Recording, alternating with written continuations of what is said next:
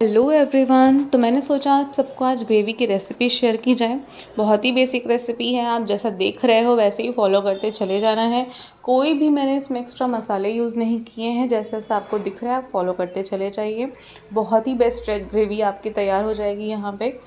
और हाँ, आपको ध्यान रखना है कोई भी आप मसाले गरम मसाले का इस्तेमाल ना करो, बिकॉज़ मैंने बहुत ही नॉर्मल तरीके से इसको बनाया। इसका टेस्ट बहुत ही यम्मी होता है। अगर हम बात करें तो जब हम पढ़ने बैठते थे तभी हमें इतनी भूख क्यों लगती थी बाबा। तो दिमाग में अभी आता है कि जब हम पढ़ने बैठते थे तभी मम्मी खाना बनाती थी और खाने की स्मेल इतनी अच्छी होती थी कि हमें भूख लग जाती थी। अब हम सोचते थे कि खाना रखा होता था तो नहीं स्मेल आती भाई, इतना तो नहीं हमें लगता है कि हमें भूख लगी है उसका पता चलता हो। बट जैसे ही खाना बनना शुरू होता है, आय हाय हाय क्या स्मेल होती थी।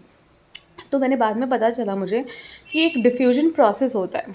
इस प्रोसेस में जो स्मेल गैस के पार्टिकल्स होते हैं वो बहुत ही फास्ट ट्रैवल करते हैं। अब इनको मिल जाता है टेम्परेचर थोड़ा सा, वही टेम्परेचर मिलने पे आती है उनके पास काइनेटिक एनर्जी। काइनेटिक बोले तो गतिज ऊर्जा, मीन्स मोशन। ठीक है, अब ये मोशन की वजह से जो एनर्जी इनके पास आई है, जिसकी वजह से पार्टिकल्स क्या होते हैं ना, बहुत ही फास्ट ट्रैवल करते हैं।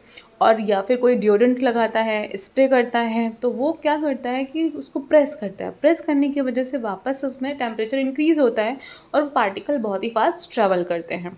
तो ये तो हुई पढ़ाई लिखाई की बातें भाई लोग, ये तो रेसिपी से बाहर था। हाँ, लेकिन मुझे याद ये आया था कि होता क्यों था भूख वाले चक्कर। तो मैंने सोचा क्यों ना इस पर एक वीडियो बना दी जाए। तो रेसिपी बहुत ही बेसिक दिख रही है, आपने देख लिया होगा, समझ लिया होगा। इसमें मैंने कोई मसाला इस्तेमाल नहीं किया है। बस ध्यान रखना है कि जब आप इस जो मैंने फ्राई किया है वो मीडियम फ्लेम पे करना है।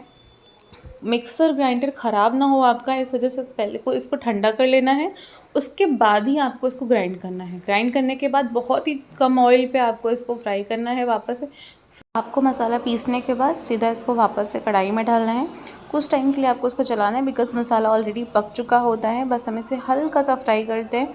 अगर चाहो तो इसमें 1 चम्मच या आधा चम्मच घी ऐड कर सकते हो या फिर मलाई ऐड कर सकते हो, इससे स्वाद और इन्हांस हो जाता है और भी टेस्टी लगता है। अब अगर आपने पोटैटोज़ फ्राई किए हैं तो वो इसमें डाल सकते हो, पनीर फ्राई की है तो वो इसमें डाल सकते हो। अगर पनीर ऐसे खाना चाहते हो ग्रेवी के साथ तो आप सिंपल ही डाल सकते हो, या फिर आप न्यूट्रेला जो होता है, न्यूट्रेला उबाल के अगर आप उसको डालोगे वो भी बहुत टेस्टी आएगा। तो ग्रेवी ऑल टुगेदर सबके लिए बहुत अच्छी होती है।